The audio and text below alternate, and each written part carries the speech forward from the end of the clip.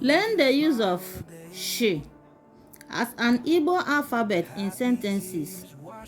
We are going to use this alphabet she to make sentences now. Igbo, English.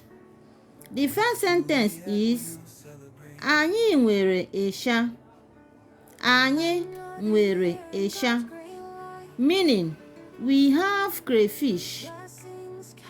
We have crayfish. Nne m siri ofe ịsha tata.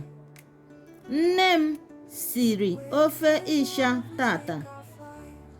Nne m siri ofe ịsha tata.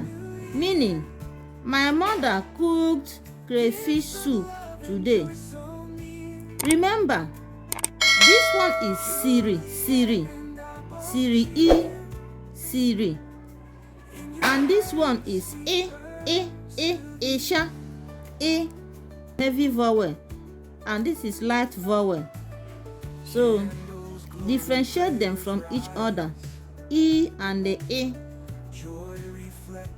Look at isha here. We drew it for you to see. Le isha eba. Le isha eba. Meaning, this is crayfish here. This is crayfish here. Le isha eba. Now, we haven't reached up to this she. We are still on the first Igbo alphabet but this lesson is under request. We did this lesson under request. Someone requested it, so we have done it for him or her to see. As an example, Isha in English we call it crayfish. Isha is an example of this letter she.